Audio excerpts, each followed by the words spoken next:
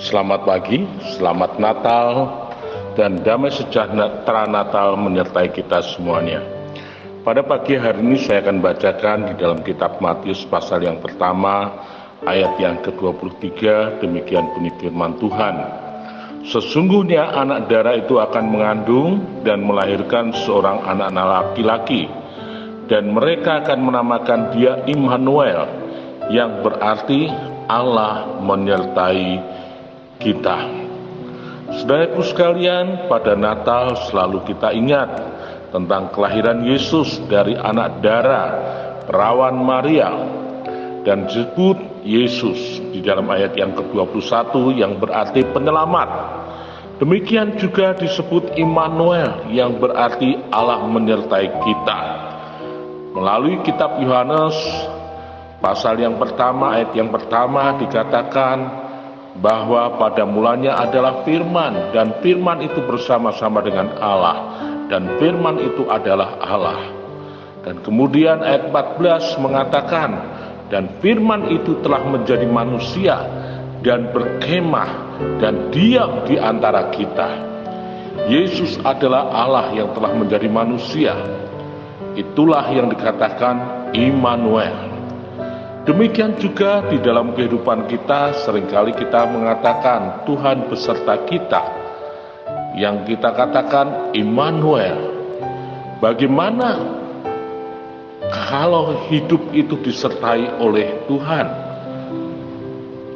Maka kita akan dapat melihat di dalam kitab Kejadian pasal yang ke-39 ayat yang kedua.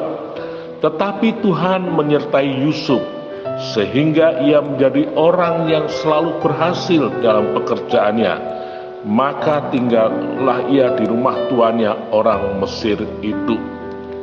Immanuel, Allah beserta kita, Allah menyertai kita. Yusuf disertai oleh Allah, maka ia selalu berhasil di dalam pekerjaannya.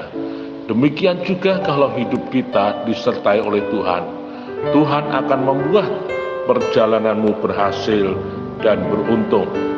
Yang kedua, kita lihat tentang orang yang disertai oleh Tuhan.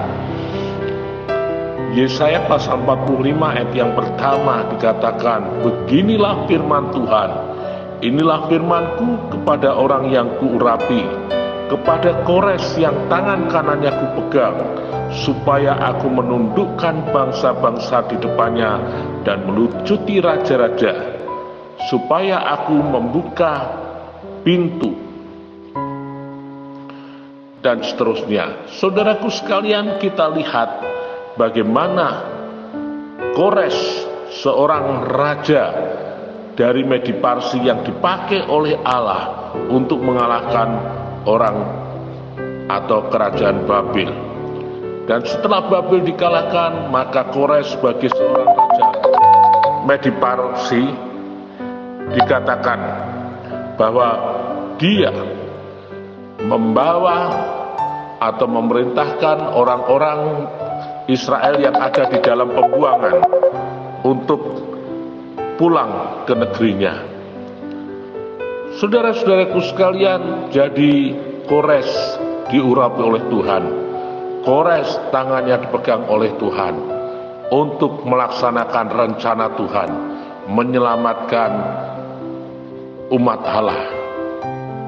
Saudara, dalam hidup saudara dan saya pun, kalau disertai oleh Tuhan, kita harus mengerti bahwa kita harus melaksanakan rencana Allah di dalam kehidupan kita.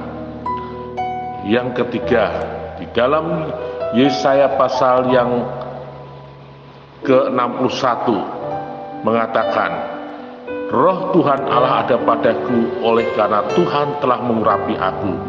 Ia telah mengutus aku untuk menyampaikan kabar baik kepada orang-orang sengsara dan merawat orang-orang yang remuk hati, untuk memberitakan pembebasan kepada orang-orang tawanan dan kepada orang-orang yang terkurung kelepasan dari penjara. Orang yang disertai oleh Tuhan, orang yang diurapi oleh Tuhan, maka dia akan menyampaikan kabar baik kepada orang-orang yang sengsara. Saudaraku sekalian, mari dalam hidup kita ketika kita berkata Immanuel, Allah beserta kita, maka kita akan dibuat oleh Allah untuk kita berhasil dan beruntung. Tapi kita harus tahu bahwa ketika dibuat oleh Tuhan berhasil dan beruntung, untuk kita melakukan kehendak Allah, melaksanakan apa yang Allah inginkan di dalam kehidupan kita. Dan selanjutnya kita akan menyampaikan kabar baik, kabar kesukaan bagi semua orang. Amin. Selamat Natal. Tuhan Yesus memberkati.